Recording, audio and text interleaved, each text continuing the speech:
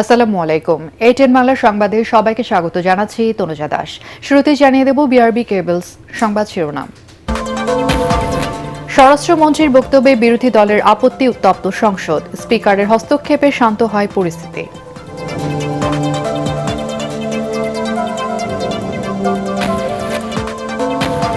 রাষ্ট্রের কল্যাণে নিরপেক্ষভাবে কাজ করার অঙ্গীকার রাষ্ট্রপতির, ইসিকে সততা ও নিষ্ঠা বজায় রাখার নির্দেশ।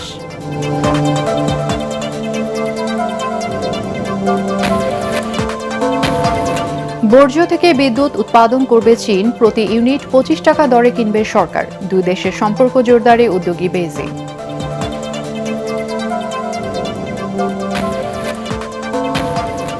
জমি সংক্রান্ত বিরোধে রংপুর 4 মার্ডার কিনা খতিয়ে দেখছে পুলিশ, প্রকৃত রহস্য উদ্ঘাটনে গোয়েন্দা সংস্থা ব্যর্থ, মন্তব্য গোলাম পরওয়ারের। এবারে বিস্তারিত। শুরু হলো ত্রয়োদশ জাতীয় সংসদের তৃতীয় অধিবেশন। অধিবেশনের সভাপতিত্ব করেন স্পিকার হাফিজ উদ্দিন আহমদ। প্রথম দিনই স্বরাষ্ট্রমন্ত্রী সালাউদ্দিন আহমদের বক্তব্যকে কেন্দ্র করে বিরোধী দলের আপত্তিতে উত্তপ্ত হয়ে ওঠে সংসদ। এ সময় স্পিকার হাফিজ উদ্দিন আহমদ উভয় পক্ষকে শান্ত করে সবাইকে পরমত সহনশীলতা দেখানোর আহ্বান জানান। আরও জানাচ্ছেন ইমদাদুল্লাহ বাবু। আমাদের প্রত্যেককে দায়িত্বশীল ভূমিকা পালন করতে। বৃহস্পতিবার বিকেল ৩টা জাতীয় সংসদের অধিবেশন কক্ষে বসে ত্রয়োদশ জাতীয় সংসদের তৃতীয় অধিবেশন। আইনের শাসন প্রতিষ্ঠিত। শুরুতেই নেপালে আকস্মিক বন্যায় প্রাণহানি এবং সাবেক ভারপ্রাপ্ত রাষ্ট্রপতি ব্যারিস্টার জমিরুদ্দিন সরকার, চিত্রশিল্পী মোস্তফা মনোয়ার, শিক্ষাবিদ আবুল কাশেম ফজলুল হক এবং সাবেক ১১ সংসদ সদস্যের মৃত্যুতে শোক প্রস্তাব পাশ করা হয়। ১ মিনিট নীরবতা পালন শেষে করা হয় মুনাজাত। পরে নির্ধারিত প্রশ্নোত্তর পর্বে সদস্যদের বিভিন্ন প্রশ্নের উত্তর দেন মন্ত্রীরা। এ সময় এক প্রশ্নের উত্তরে পররাষ্ট্রমন্ত্রী ড খলিলুর রহমান জানান, ভারতের সাথে অভিন্ন নদীর পানির ন্যায্য হিস্যা পেতে বাংলাদেশ তৎপর রয়েছে। কথা বলেন মক্কা প্রতিরক্ষা চুক্তি নিয়েও। যারা এই প্যাক্টের সদস্য তাদের অভিপ্রায়ের ওপর তারা যদি অভিপ্রায় প্রকাশ করেন বাংলাদেশকে এই প্যাক্টে নেবার জন্যে, তাহলে পরে আমরা নিশ্চয়ই সেটা ইতিবাচকভাবে বিবেচনা করব। কিন্তু তার আগের ভালো মন্দ এটা এই বিষয়টি আলোচনা করাটা সম্ভবত একটি সেই সময়টি এখনো আসেনি। অধিবেশনে সংসদ সদস্যদের ওপর হামলা এবং প্রকাশ্য দিবালোকে ছিনতাই ও খুনের ঘটনায় উদ্বেগ জানান বিরোধী দলের সংসদ সদস্যরা। স্বরাষ্ট্রমন্ত্রী মহোদয় যখন বিভিন্ন জায়গায় যাচ্ছেন সেখানে পর্যন্ত ভুয়া ভুয়া স্লোগান দেওয়াটাও তো আমরা লক্ষ্য করেছি। শাহবাগ স্কোয়ারে বক্তৃতা দিয়ে পার্লামেন্টে বক্তৃতা দেওয়া এক কথা না। স্বরাষ্ট্রমন্ত্রী সালাউদ্দিন আহমদ এই প্রশ্নের উত্তর দেয়া শুরু করলে সংসদে শুরু হয় ব্যাপক হট্টগোল। কাউকে উদ্দেশ্য করে বলি নাই।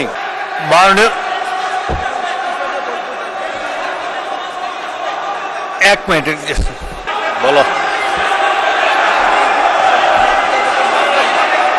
স্পিকার হাফিজ উদ্দিন আহমদ পরিবেশ শান্ত করার চেষ্টা করেও ব্যর্থ হন। এটা সংসদ পরিপন্থী কাজ। এক পর্যায়ে সরকার ও বিরোধী দলের সংসদ সদস্যদের মধ্যে উত্তেজনা ছড়িয়ে পড়ে। কিছু সময়ের জন্য থমকে যায় সংসদের কার্যক্রম। এ সময় শুরু থেকেই বিরোধী দলকে সংসদে তুচ্ছ তাচ্ছিল্য করা হচ্ছে বলে অভিযোগ করেন বিরোধী দলীয় নেতা ডাক্তার শফিকুর রহমান। সংসদ অধিবেশন যেদিন থেকে বসা শুরু হয়েছে সেদিন থেকেই তিনি তুচ্ছ তাচ্ছিল্য করে সবাইকে উনি নিজেকে কি মনে করেন আমি বুঝতে পারি না। এমনকি তিনি সেই দুঃসাহস এখানে দাঁড়িয়ে তিনি দেখিয়েছেন, তিনি বলেছেন যে এই সংসদে তিনি শিক্ষকের ভূমিকা পালন করবেন। আমরা তার ছাত্র হওয়ার জন্য এখানে আসি নাই। মাননীয় শিক্ষকতা করতে হলে তিনি একটা ইউনিভার্সিটি খুলুন, ওখানে যার পছন্দ গিয়ে ভর্তি হবে। পরে স্পিকার সবাইকে শান্ত হওয়ার অনুরোধ জানালে সংসদের কার্যক্রম আবারও শুরু হয়। আমি কিন্তু সংসদের ভবিষ্যৎ নিয়ে কিছুটা চিন্তিত। আজকে যেইভাবে একে অন্যকে কথা বলার ক্ষেত্রে বাধা দেওয়ার প্রচেষ্টা লক্ষ্য করেছি, এটি সংসদের জন্য কোনো ভালো লক্ষণ নয়। অনেক কষ্টের পর গণতন্ত্র অর্জিত হয়েছে। এই গণতন্ত্র যাতে বহাল থাকে সেজন্য সংসদের প্রতিটি সদস্যের দায়িত্ব এখানে রয়েছে। এর আগে স্পিকারের সভাপতিত্বে কার্য উপদেষ্টা কমিটির চতুর্থ বৈঠক অনুষ্ঠিত হয়। এতে তৃতীয় অধিবেশনের কার্যাদি নিষ্পন্নে সময় বরাদ্দ এবং বৈঠকের স্থায়িত্বকাল নিয়ে আলোচনা করা হয়। ইমদাদুল্লাহ বাবু, এটিএন বাংলা, ঢাকা। আগামী 10 সেপ্টেম্বর পর্যন্ত চলবে সংসদের তৃতীয় অধিবেশন। বৃহস্পতিবার স্পিকার হাফিজ উদ্দিন আহমদের সভাপতিত্বে কার্য উপদেষ্টা কমিটি বৈঠকে এই সিদ্ধান্ত হয়। সরকারি ছুটির দিন এবং 31 আগস্ট এবং 1 সেপ্টেম্বর ব্যতীত প্রতিদিন বিকেল 3টায় অধিবেশন শুরু হবে। সমাপ্ত হবে আগামী 10 সেপ্টেম্বর। সংসদ সচিবালয়ের সংবাদ বিজ্ঞপ্তিতে এসব তথ্য জানানো হয়। বৈঠকে সংসদ নেতা এবং প্রধানমন্ত্রী তারেক রহমান উপস্থিত ছিলেন। এই অধিবেশনের প্রধানমন্ত্রীর জন্য 142টি এবং অন্যান্য মন্ত্রীর জন্য 2676টি প্রশ্ন থাকছে।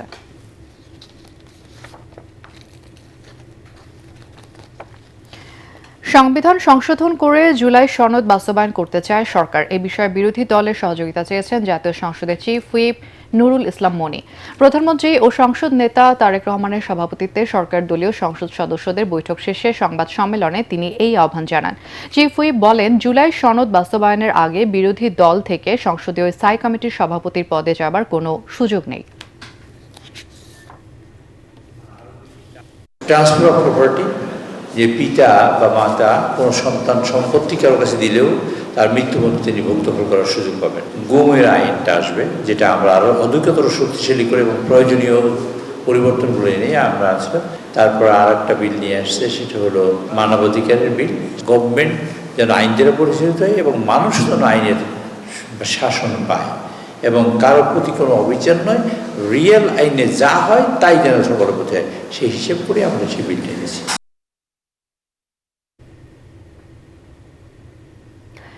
রাষ্ট্রের কল্যাণ এবং দায়িত্ব পালনে সম্পূর্ণ নিরপেক্ষ থেকে কাজ করার অঙ্গীকার ব্যক্ত করেছেন রাষ্ট্রপতি মির্জা ফখরুল ইসলাম আলমগীর। বঙ্গভবনে কর্মকর্তা কর্মচারীদের সাথে রাষ্ট্রপতির প্রথম দরবারে তিনি বলেন, রাগ অনুরাগের ভিত্তিতে নয়, দেশ ও মানুষের স্বার্থ রক্ষায় নিরপেক্ষভাবে দায়িত্ব পালন করাই তার লক্ষ্য। রাষ্ট্রের নিরাপত্তা রক্ষায় বঙ্গভবনের কর্মকর্তা কর্মচারীদের সততা ও নিষ্ঠার সাথে দায়িত্ব পালনের আহ্বান জানান রাষ্ট্রপতি। পরে নির্বাচন কমিশনের সদস্যরা রাষ্ট্রপতির সাথে দেখা করলে তাদের সততা ও নিরপেক্ষতার সাথে কাজ করার নির্দেশ দেন মির্জা ফখরুল ইসলাম আলমগীর। আরো জানাচ্ছেন কামরুজ্জামান রাজীব। দায়িত্ব নেয়ার পর বঙ্গভবনের কর্মকর্তা কর্মচারীদের নিয়ে রাষ্ট্রপতি মির্জা ফখরুল ইসলাম আলমগীরের প্রথম দরবার। বঙ্গভবনের দরবার হলে অনুষ্ঠিত সভায় রাষ্ট্রের প্রতি তার দায়বদ্ধতার কথা তুলে ধরে দিক নির্দেশনামূলক বক্তব্য রাখেন রাষ্ট্রপতি। এ সময় তিনি বলেন, সব পদ থেকে পদত্যাগ করে নিরপেক্ষতার সাথে কাজ করার শপথ নিয়েই রাষ্ট্রের অভিভাবকের যে দায়িত্ব গ্রহণ করেছেন, দল নিরপেক্ষভাবেই সে দায়িত্ব পালন করবেন তিনি। কারো প্রতি কোনো রাগ অনুরাগ বা পক্ষপাতিত্ব নয়, দেশ ও জনগণের স্বার্থ রক্ষাই তার একমাত্র লক্ষ্য। আমি এখন সম্পূর্ণভাবে একজন দল নিরপেক্ষ মানুষ এবং আমার রাষ্ট্রপতি হিসেবে দায়িত্ব গ্রহণ করার পরে আমি সব কিছুর রাজনীতির ঊর্ধ্বে আমি থাকবো বলেই আমি শপথ নিয়েছি এবং আমার জন্য কোনো রাগ বিরাগ অনুরাগ কোনো কিছুর জন্য থাকবে না। আমার সামনে একটাই মূল উদ্দেশ্য, লক্ষ্য, সেটা হচ্ছে আমার দেশ, আমার রাষ্ট্র, আমার জনগণ। যে কোনো পরিস্থিতিতে সততা, নিষ্ঠা ও দায়িত্বশীলতা নিশ্চিতের উপর গুরুত্ব আরোপ করে কর্মকর্তা কর্মচারীদের উদ্দেশ্যে রাষ্ট্রপতি বলেন, দেশ ও মানুষের প্রতি আনুগত্য বজায় রাখতে হবে। রাষ্ট্রীয় নিরাপত্তা বিঘ্নিত হয় এমন কিছু না করার আহ্বান জানান তিনি। আমরা যেন দেশের স্বাধীনতা, সার্বভৌমত্ব এই ব্যাপারে সবচেয়ে বেশি মূল্য দিতে পারি। নিষ্ঠা, আন্তরিকতা, পেশাদারিত্বের সাথে নিজ নিজ দায়িত্ব পালন করতে হবে এবং যে কোনো পরিস্থিতিতে সততার সর্বোচ্চ মান বজায় রেখে জন আস্থা অর্জন করতে হবে। বঙ্গভবনের আভ্যন্তরীণ তথ্য এবং গুরুত্বপূর্ণ রাষ্ট্রীয় সিদ্ধান্ত সংক্রান্ত সকল বিষয় অত্যন্ত কঠোরভাবে গোপনীয়তা বজায় রাখতে হবে, যাতে রাষ্ট্রীয় নিরাপত্তা কোনোভাবেই বিঘ্নিত না হয়। এর আগে প্রধান নির্বাচন কমিশনার এএমএম নাসির উদ্দিনের নেতৃত্বে নির্বাচন কমিশনের 4 সদস্যের প্রতিনিধি দলের সাথে সৌজন্য সাক্ষাৎ করেন রাষ্ট্রপতি। এ সময় তিনি গণতন্ত্রকে সুসংহত করতে নির্বাচন কমিশনকে সততা ও নিরপেক্ষতার সাথে কাজ করার আহ্বান জানান। কামরুজ্জামান রাজীব, এটিএন বাংলা, ঢাকা। ঢাকার বর্জ্য থেকে বিদ্যুৎ উৎপাদন করবে চীন। সাভারের আমিনবাজার ল্যান্ডফিল্ডে বিদ্যুৎ স্টেশন স্থাপনের আগ্রহ প্রকাশ করেছে দেশটি। সেখান থেকে 42 মেগাওয়াট বিদ্যুৎ যোগ হবে জাতীয় গ্রিডে। 25 টাকা ইউনিট দরে বিদ্যুৎ কিনবে সরকার। আগামী 2 সেপ্টেম্বর বেজিংয়ে এই বিষয়ে একটি ত্রিপক্ষীয় চুক্তি সই হওয়ার কথা রয়েছে। সচিবালয়ে ঢাকায় নিযুক্ত চীনের রাষ্ট্রদূতের সাথে বৈঠক শেষে এসব তথ্য জানান স্থানীয় সরকার প্রতিমন্ত্রী। এ সময় রাষ্ট্রদূত বলেন, বাংলাদেশের সাথে সম্পর্ক আরও জোরদারে বিভিন্ন উদ্যোগ নিয়েছে চীন। আরও জানাচ্ছেন মাহবুব কবির চপল। ঢাকা শহরকে উপর থেকে দেখলে মনে হবে ফিটফাট, তবে ভেতরে রয়েছে ময়লার হাট। প্রতিদিন 7 থেকে 8 হাজার টন বর্জ্য তৈরি হচ্ছে এই শহরে। এর বেশিরভাগ ফেলা হচ্ছে আমিনবাজার ল্যান্ডফিল্ডে। সেখানে মানুষের তৈরি বর্জ্য মানুষেরই ক্ষতির কারণ হয়ে দাঁড়াচ্ছে। এসব বর্জ্য থেকে বিদ্যুৎ উৎপাদনে বহুদিন থেকেই চেষ্টা চলছে। অবশেষে তাতে সায় দিয়েছে চীন। সিটি কর্পোরেশনের জায়গা ভাড়া নিয়ে বিদ্যুৎ কেন্দ্র বানাবে তারা। উত্তর সিটি কর্পোরেশনের ওয়েস্ট টু এনার্জি প্রজেক্টটা তাদের দেশের কোম্পানি করছে। সেখানে সিএমইসি কোম্পানি অলরেডি তারা কার্যক্রম শুরু করেছে এবং আগামী 1.5 বছরের মধ্যে তারা জাতীয় গ্রিডে 42 মেগাওয়াট বিদ্যুৎ ওখান থেকে দিবেন। সেটার একটা চুক্তি স্বাক্ষরের অনুষ্ঠান রয়েছে চায়নাতে। আমি নিজে সেখানে যাচ্ছি আগামী 2 সেপ্টেম্বর আর কি। বর্জ্য বিদ্যুৎ কেন্দ্র থেকে প্রতিদিন 42 মেগাওয়াট বিদ্যুৎ উৎপাদন হবে। 25 টাকা ইউনিট দরে কিনবে সরকার, যা বাংলাদেশের সবচেয়ে ব্যয়বহুল হবে। তবে বেশি দামে বিদ্যুৎ কিনেও লাভ দেখছেন স্থানীয় সরকার প্রতিমন্ত্রী। 25 টাকা ইউনিট, এটা এমনিতে মনে হচ্ছে অনেক বেশি, কিন্তু আমাদের লাভটা হচ্ছে অন্য জায়গায়।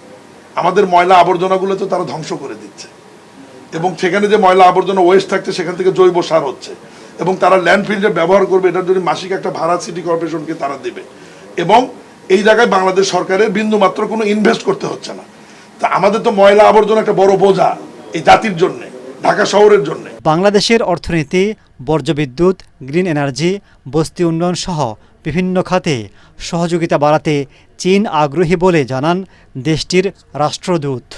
We discussed the future cooperation, especially related to his jurisdiction.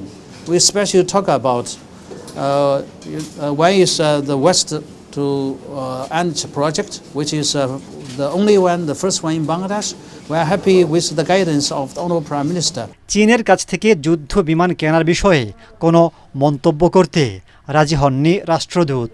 I'm not in a position to comment on this matter. Mahbub Kabir Chapal, ATN Bangla, Dhaka. দুর্নীতির 15 মামলায় খালাস পেয়েছেন বিএনপির স্থায়ী কমিটির সদস্য এবং প্রধানমন্ত্রীর রাজনৈতিক উপদেষ্টা মির্জা আব্বাস। ঢাকার বিশেষ জজ আদালত 3-এর বিচারক মোহাম্মদ কামরুল হাসান খান এ রায় দেন। বিনা দরপত্রে সরকারি বাড়ি বিক্রির অভিযোগে 2007 সালে মির্জা আব্বাসের বিরুদ্ধে এসব মামলা হয়। মামলাগুলোতে সরকারি সম্পত্তি বিক্রির ক্ষেত্রে অনিয়ম ও দুর্নীতির অভিযোগ আনা হয়েছিল। 2004 সালে যে বাড়ি বেচা কেনা হয়েছিল, গভর্নমেন্টের কিছু পরিত্যক্ত বাড়ি বেচা কেনা হয়েছিল, সেই বেচা বিক্রির ক্ষেত্রে বেশ কিছু ব্যত্যয় ছিল এবং আইনগত রুলস রেগুলেশন ভায়োলেট করে এই সম্পত্তি বেচা বিক্রি হয়েছে এবং সেক্ষেত্রে সরকারের 127 কোটি 64 লক্ষ টাকা ক্ষতি হয়েছে, আর্থিক ক্ষতি। এরই প্রেক্ষাপটে মামলা রুজু হয়। তৎকালীন গৃহায়ণ গণপূর্তমন্ত্রী মির্জা আব্বাস সহ প্রত্যেকটা মামলাতে কমন 12 জন আসামি সমস্ত সাক্ষ্য প্রমাণ শেষে সমস্ত আইনগত প্রক্রিয়া শেষ করার পরবর্তীকালে জাজমেন্ট দিলেন এবং জাজমেন্টে সবাইকে বেকসুর খালাস দিয়েছেন। রংপুরে অবসরপ্রাপ্ত শিক্ষক গণপতি চক্রবর্তী সহ তার পরিবারের 4 সদস্যকে শ্বাসরোধে হত্যার প্রমাণ মিলেছে বলে জানিয়েছেন পুলিশ কমিশনার মোহাম্মদ আব্দুল মাহমুদ। ইয়াবা সেবনে বাধা দেওয়ার নৃশংস এই হত্যাকাণ্ড পুলিশের এমন দাবি মানতে নারাজ নিহতদের পরিবার ও এলাকাবাসী। হত্যার প্রকৃত কারণ এবং রহস্য উদ্ঘাটনে মামলাটি এখন তদন্ত করছে গোয়েন্দা পুলিশ, ডিবি। পুলিশ কমিশনার জানান, হত্যাকাণ্ডে অভিযুক্ত সিদ্ধার্থ দাসের পরিবারের কাছ থেকে কেনা জমি নিয়ে কোনো ক্ষোভ আছে কিনা তা খতিয়ে দেখা হচ্ছে। এদিকে ময়না তদন্তে ধর্ষণের কোনো আলামত পাওয়া যায়নি বলে জানিয়েছেন ফরেনসিক চিকিৎসক। রংপুর প্রতিনিধি মাহবুবুল ইসলামের রিপোর্ট, জানাচ্ছেন আদিব মাহমুদ। রংপুর নগরীর মাছুয়াপাড়ায় সম্প্রতি নৃশংসভাবে খুন করা হয় অবসরপ্রাপ্ত শিক্ষক গণপতি চক্রবর্তী, তার স্ত্রী প্রীতিলতা চক্রবর্তী ও 2 সন্তানকে। হত্যা রহস্য উদ্ঘাটনে মাঠে নামে পুলিশ। গ্রেপ্তার করা হয় মুগ্ধ দাস ও সিদ্ধার্থ দাস নামে 2 তরুণকে। পুলিশের প্রাথমিক জিজ্ঞাসাবাদেই তারা হত্যাকাণ্ডের সঙ্গে জড়িত থাকার কথা স্বীকারও করে। পরে আদালতে 164 ধারায় জবানবন্দি দেয় তারা। ময়নাতদন্তের যে রিপোর্ট এসেছে সেই রিপোর্টে 4 জনকে শ্বাসরোধ করে হত্যার বিষয়টা ময়নাতদন্তে প্রমাণিত হয়েছে। কোনো ধর্ষণের আলামত পাওয়া যায় নাই।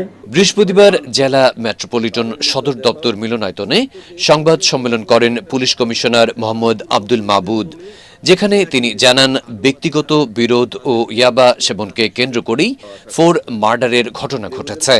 4 জনকেই শ্বাসরোধে হত্যা করা হয়েছে, তবে ময়নাতদন্তে ধর্ষণের কোনো আলামত পাওয়া যায়নি। বাংলাদেশ আমার না, এ বাংলাদেশের স্বপ্ন আমরা দেখি। এদিকে এই হত্যাকাণ্ড নিয়ে শুরু থেকেই পুলিশের বক্তব্য নিয়ে নিহতদের পরিবার ও এলাকাবাসী প্রশ্ন তোলেন। বিশেষ করে মরদেহের অবস্থান, হত্যার ধরন এবং চিকিৎসকদের পর্যবেক্ষণের সঙ্গে পুলিশের বিবরণে কিছু অমিল পাওয়া যায়। হত্যার কারণ নিয়েও প্রশ্ন তোলেন তারা।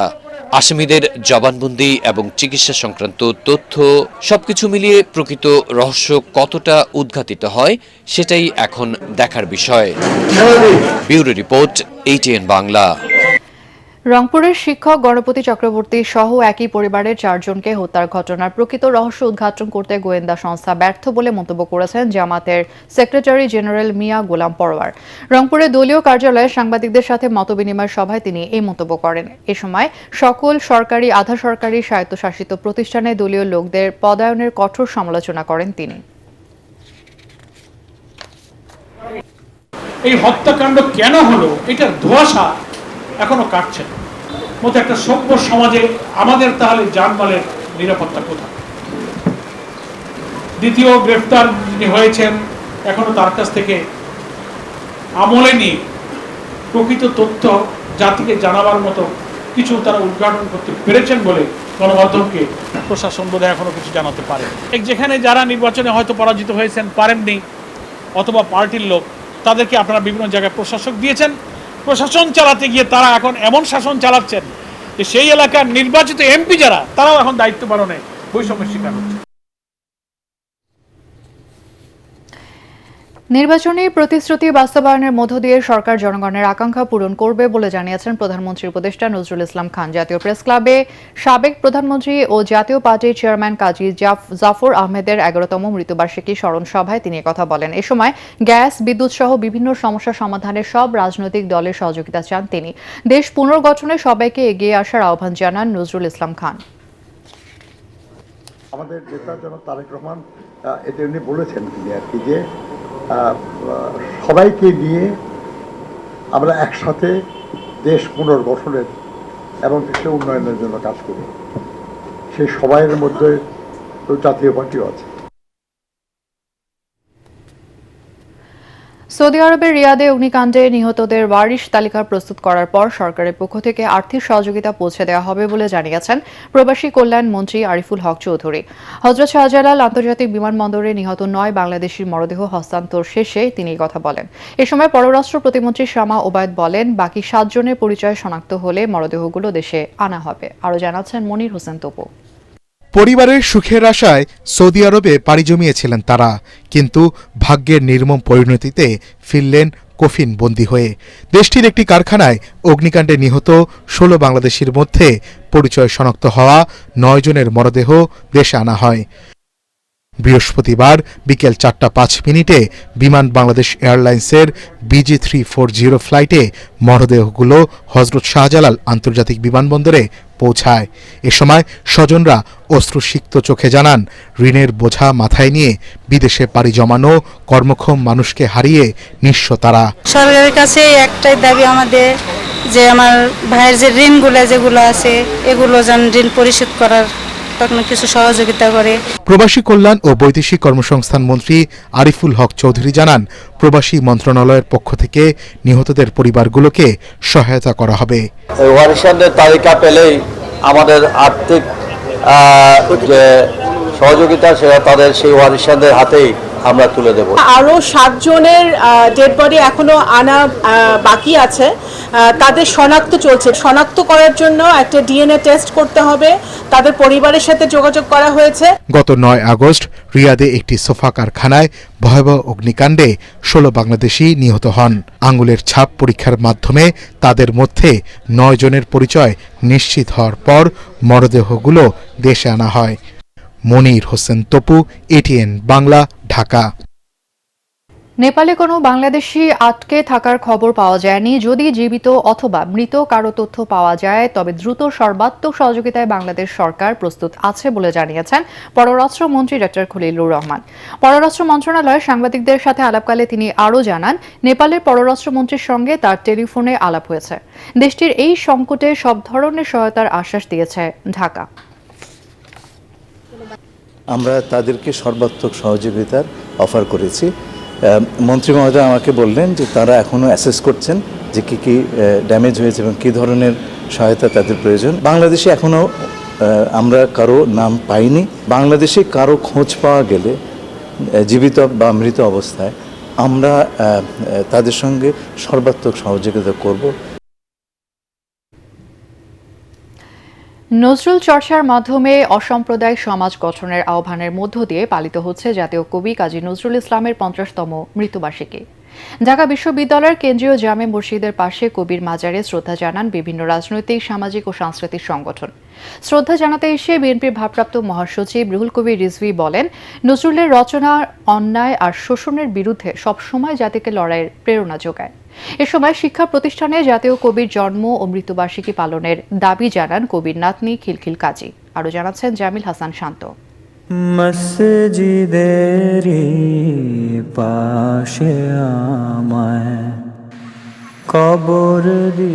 মসজিদেরই পাশে আমায় কবর দিও ভাই, যেন গড়ে থেকেও মুয়াজ্জিনের আজান শুনতে পাই।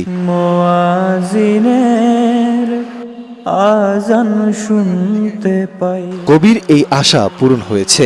ঢাকা বিশ্ববিদ্যালয়ের কেন্দ্রীয় মসজিদের পাশেই চিরনিদ্রায় শায়িত আছেন আমাদের জাতীয় কবি কাজী নজরুল ইসলাম। বিদ্রোহী কবির মৃত্যুবার্ষিকীতে ফুলে ফুলে ভরে ওঠে তার সমাধি। রাজনীতিবিদ, বুদ্ধিজীবী, কবি পরিবারের পাশাপাশি শ্রদ্ধা জানায় সর্বস্তরের মানুষ। জাতীয় কবির অনুপ্রেরণামূলক যে লেখালেখি, তার একটা প্রচার থাকা প্রয়োজন সারা দেশে বিভিন্ন বয়সের মানুষের মধ্যে। নজরুলের যে সৃষ্টিকর্ম, যে চেতনা, যে চিন্তা ধারণা, তাকে ভালোবেসে তার চিন্তা করেই এখানে আসছি। সারা বাংলাদেশটা তথা বিশ্বের কাছে সমাদিত হয়েছেন, সেই হচ্ছে আমাদের কবি কাজী নজরুল ইসলাম। দেশের প্রতিটি শিক্ষা প্রতিষ্ঠানে জাতীয় কবির জন্ম ও মৃত্যুবার্ষিকী পালনের দাবি জানায় কবির নাতনি খিলখিল কাজী। আমি চাই যে স্কুল কলেজে যেন একটি দিন কবির জন্মদিন হোক বা মৃত্যুদিন হোক, তারা যেন এটা পালন করেন। শ্রদ্ধা নিবেদন শেষে বিএনপির ভারপ্রাপ্ত মহাসচিব বলেন, 24-এর গণঅভ্যুত্থানে ফ্যাসিবাদকে প্রতিহিত করতে শিক্ষার্থীরা নজরুলের গান গাইতে গাইতে রাস্তায় নেমেছিল। বড়রা ছোটদেরকে গিলে খায়, the big one it's of the little one, সেটার বিরুদ্ধে তার যে দ্রোহ সেটি সমস্ত কালকে অতিক্রম করে যায়। তাই আজও যখন এই দেশকে নিয়ে কেউ কোনো ষড়যন্ত্র করে, চক্রান্ত করে, আমাদের সার্বভৌমত্বকে দুর্বল করতে সচেষ্ট হয়, আমাদের স্বাধীনতাকে বিপন্ন করতে সচেষ্ট হয়, তখন তার বিরুদ্ধে দ্রোহের যে আগুন জ্বলে ওঠে, তার প্রধান উৎস হচ্ছে কাজী নজরুল ইসলাম, তার গান, তার কবিতা, তার উপন্যাস, তার লেখনী। কবির প্রয়াণ দিবসে বিশেষ আয়োজন করে ঢাকা বিশ্ববিদ্যালয়। এ সময় বক্তব্য রাখেন উপাচার্য অধ্যাপক ডাক্তার ABM ওবায়দুল ইসলাম। বলেন, শোষণ ও বঞ্চনার বিরুদ্ধে তার লেখা আজও অনুপ্রেরণার উৎস। আর গাড়িদের মধ্য থেকে বড় হওয়া মানুষটি প্রতিটি জীবনে সংগ্রাম করে এসেছেন এবং সে সংগ্রাম কাকে বলে তার প্রতিটা লেখার মধ্য দিয়ে পাওয়া গেছে। তার বিদ্রোহী কবিতা লিখেছেন, তার চঞ্চল, তার যে প্রত্যেকটা সৈনিক জীবনে তার যে কার্যক্রম, বাংলাদেশকে ভালোবাসা, জাতীয়তা বোধ যাকে বলা হয়, জাতীয় প্রেম যাকে বলা হয়। এ সময় বিভিন্ন সামাজিক সংগঠনের পক্ষ থেকে সাংস্কৃতিক অনুষ্ঠানের আয়োজন করা হয়। গান, কবিতায় কবিকে স্মরণ করেন শিল্পীরা। জামিল হাসান শান্ত, এটিএন বাংলা, ঢাকা। স্বামী মারা যাওয়ায় এখন আর জামিনের প্রয়োজন নেই উল্লেখ করে ট্রাইব্যুনালের কাছে জামিন আবেদন প্রত্যাহারের কথা জানিয়েছেন সাবেক শিক্ষামন্ত্রী ডাক্তার দীপু মনি। আন্তর্জাতিক অপরাধ ট্রাইব্যুনাল 1-এর কাছে দীপু মনি বলেন, যেহেতু স্বামী মারা গেছেন তাই এখন আর বাড়ি যাওয়ার প্রয়োজন নেই। পরে আদালত জামিন আবেদনের শুনানির জন্য আগামী 17 সেপ্টেম্বর দিন ঠিক করেন। এই দিন জুলাই মানবতাবিরোধী অপরাধের অভিযোগে দীপু মনি সহ 9 জনকে হাজির করা হয়। তাদের বিরুদ্ধে তদন্ত প্রতিবেদন দাখিলের জন্য 3 মাস সময় দিয়েছেন আদালত। একই ট্রাইব্যুনালে স্বরাষ্ট্রমন্ত্রী সালাউদ্দিন আহমদকে গুমের অভিযোগে অবসরপ্রাপ্ত মেজর জেনারেল জিয়াউল আহসানকে গ্রেফতার দেখিয়েছেন আদালত। একই সাথে তদন্ত প্রতিবেদন দাখিলের জন্য সময় দিয়েছেন 27 অক্টোবর পর্যন্ত। এছাড়া জুলাই মানবতাবিরোধী অপরাধের মামলায় সাবেক স্বরাষ্ট্র সচিব জাহাঙ্গীর আলম এবং সাবেক যুগ্ম সচিব ধনঞ্জয় কুমার দাসের বিরুদ্ধে আনুষ্ঠানিক অভিযোগ আমলে নিয়েছেন ট্রাইব্যুনাল 2। ধনঞ্জয় পলাতক থাকায় তার বিরুদ্ধে গ্রেফতারি পরোয়ানা জারি করা হয়েছে।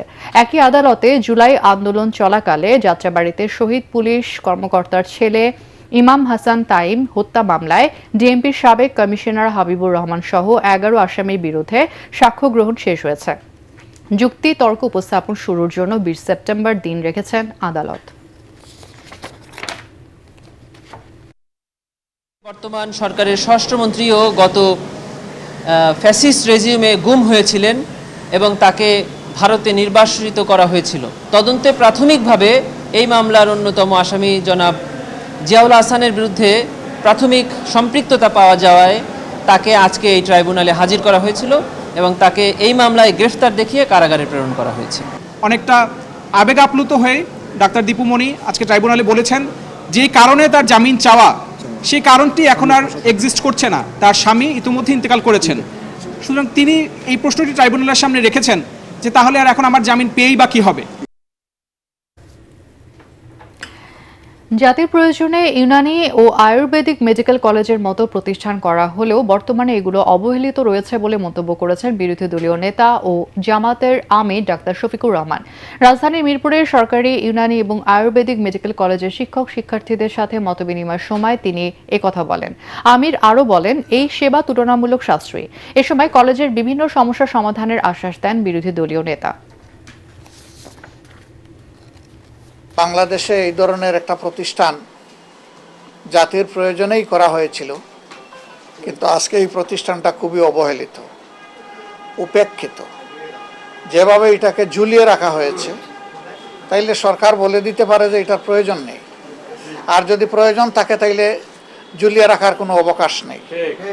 এটার একটা সমাধান অবশ্যই হওয়া চাই।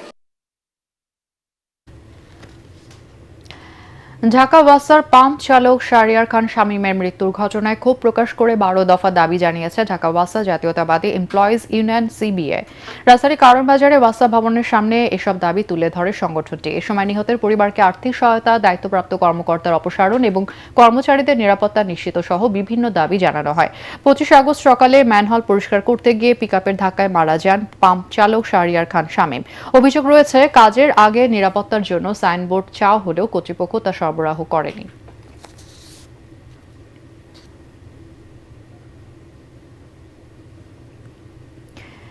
চট্টগ্রামের সীতাকুণ্ডের জলিল টেক্সটাইল।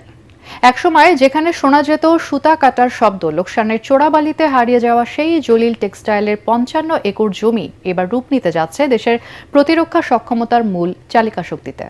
শুধু বস্ত্র খাতের ইতিহাস নয়, এখন লক্ষ্য আত্মনির্ভরশীল সামরিক শিল্প এবং ভবিষ্যৎ অস্ত্র রপ্তানিকারক হিসেবে সমরাস্ত্র কারখানা প্রতিষ্ঠিত করা। বিস্তারিত জানাচ্ছেন ইরফানুল হক।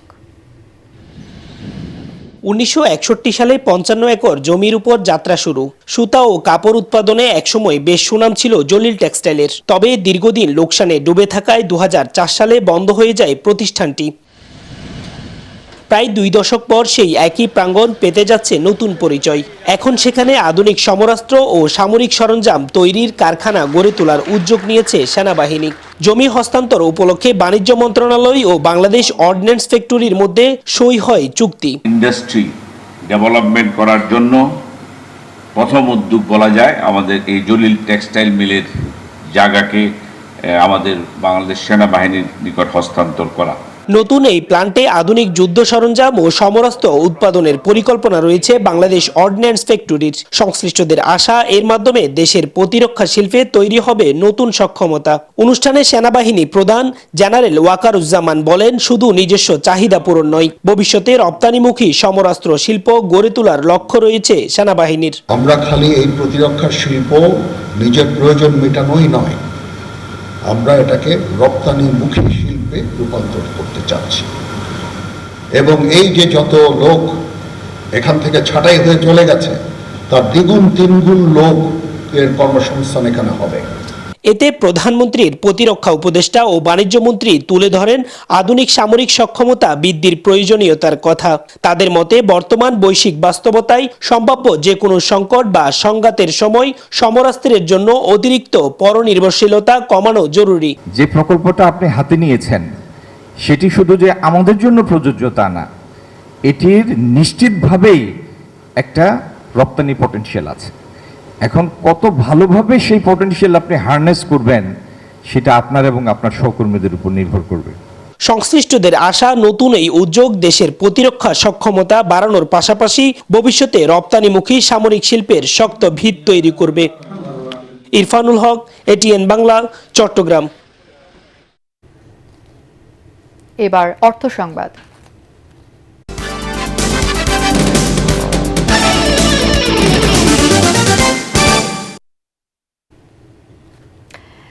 দেশের বিউটি ও পার্লার খাতকে আরো সংগঠিত, দক্ষ ও সমৃদ্ধ করতে রাজধানীর উত্তরায় অনুষ্ঠিত হলো বেস্ট বিউটি এক্সপার্ট 2021-এর বিশেষ সেমিনার। এতে 50টি জেলা থেকে 50 জন টিম লিডার অংশ নেন। কার্যক্রম সারা দেশে ছড়িয়ে দিতে টিম লিডারদের দায়িত্ব ও ভবিষ্যৎ পরিকল্পনা নিয়ে আলোচনা হয়। এতে সেমিনারে এটিএন বাংলার জনপ্রিয় টাক মাথায় চুল গজানোর অর্গানিক হেয়ার অয়েল পণ্যটি প্রদর্শন করা হয় এবং জেলা পর্যায়ে পণ্যটির প্রচার ও বিপণনে টিম লিডারদের এজেন্ট হিসেবে দায়িত্ব দেওয়া হয়। আয়োজন কমিটির চেয়ারম্যান তুর্য নাসির বলেন, নারীর ক্ষমতা এটিএন বাংলা এবং এটিএন নিউজের চেয়ারম্যান ডক্টর মাহফুজুর রহমানের নির্দেশনায় সারা দেশে ধারাবাহিকভাবে সেমিনার ও প্রশিক্ষণ কার্যক্রম পরিচালিত হচ্ছে।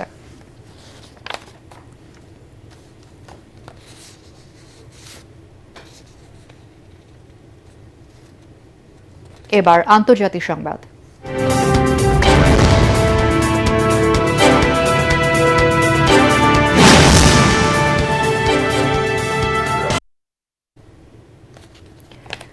মুসলিম দেশগুলোর মাঝে ঐক্যে ডাক দিয়েছেন ইরানের প্রেসিডেন্ট মাসুদ পেজেশকিয়ান। তেহরানে 40তম ইন্টারন্যাশনাল ইসলামিক ইউনিটি কনফারেন্সে এই আহ্বান জানান তিনি। বলেন, কোনো মুসলিম দেশের বিরুদ্ধে অনৈতিক যুদ্ধে অন্য মুসলিম রাষ্ট্রের ভূখণ্ড ব্যবহার করতে দেওয়া উচিত নয়।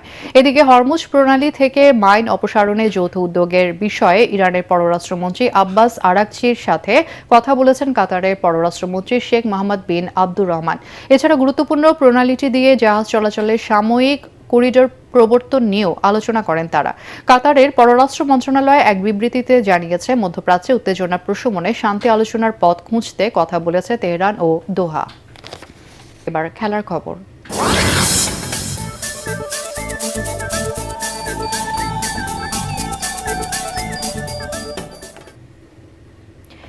এএফসি অনূর্ধ্ব 20 এশিয়ান কাপ বাছাই পর্বে খেলতে ঢাকা ছাড়ার আগে বাংলাদেশ দলের কোচ ও অধিনায়ক ছাড়াই নজিরবিহীন সংবাদ সম্মেলন করেছে বাফুফে। দুজনের অনুপস্থিতির কারণ ব্যাখ্যা দেন দলের ম্যানেজার সামিদ কাশেম। এ সময় তার সাথে ছিলেন বাফুফে টেকনিক্যাল ডিরেক্টর সাইফুল বারী টিটু।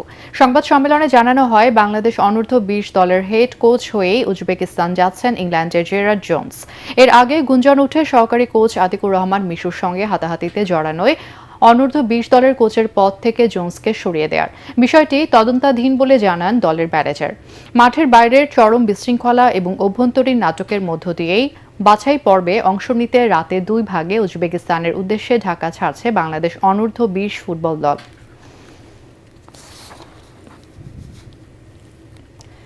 ক্যাম্পে যোগ দেওয়ার মধ্য দিয়ে আসিয়ান কাপের প্রস্তুতি শুরু হয়েছে বাংলাদেশের। রাজধানীর এক হোটেলে সকাল থেকে টিম ম্যানেজমেন্টের কাছে রিপোর্ট করেন জাতীয় দলের ক্যাম্পে ডাক পাওয়া বেশ কয়েকজন ফুটবলার। তবে বাফুফের কাছ থেকে আনুষ্ঠানিকভাবে চিঠি না পাওয়ায় এখনই জাতীয় দলের ক্যাম্পে যোগ দিচ্ছেন না মোহামেডানের কোনো ফুটবলার। এদিকে এক বিজ্ঞপ্তির মাধ্যমে বাফুফে জানিয়েছে, হোটেলের ক্যাম্প কিংবা মাঠের অনুশীলন গণমাধ্যমের জন্য উন্মুক্ত নয়। সর্বোচ্চ গোপনীয়তা বজায় রাখার চেষ্টা টিম ম্যানেজমেন্টের। এদিকে ভারত সরে দাঁড়ানোয় ফিফার আমন্ত্রণে ইন্দোনেশিয়ার এই টুর্নামেন্টে সুযোগ পায় বাংলাদেশ। ইতোমধ্যে হেড কোচ থমাস ডুলি ঘোষণা করেছেন 28 সদস্যের প্রাথমিক দল। এশিয়ান কাপের গ্রুপ পর্বে বাংলাদেশের প্রতিপক্ষ স্বাগতিক ইন্দোনেশিয়া, মালয়েশিয়া এবং সিঙ্গাপুর।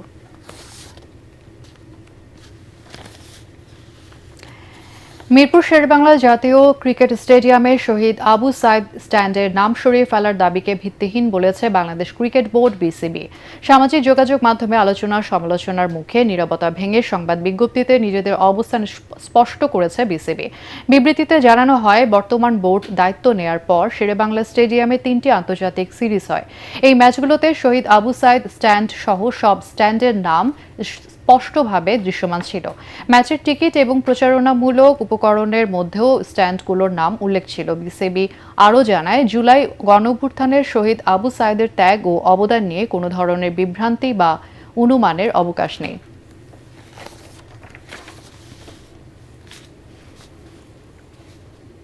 শেষ করার আগে বিআরবি কেবলস সংবাদ শিরোনাম আরও একবার।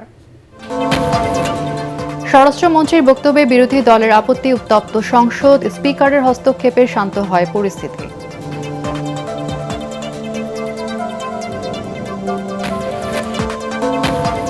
রাষ্ট্রের কল্যাণে নিরপেক্ষভাবে কাজ করার অঙ্গীকার রাষ্ট্রপতির। ইসিকে সততা ও নিষ্ঠা বজায় রাখার নির্দেশ।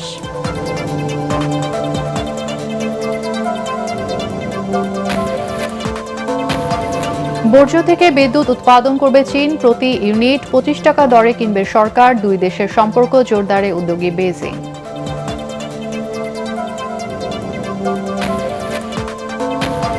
জমি সংক্রান্ত বিরোধে রংপুর 4 মার্ডার কিনা খতিয়ে দেখছে পুলিশ। প্রকৃত রহস্য উদ্ঘাটনে গোয়েন্দা সংস্থা ব্যর্থ, মন্তব্য গোলাম পরওয়ারের।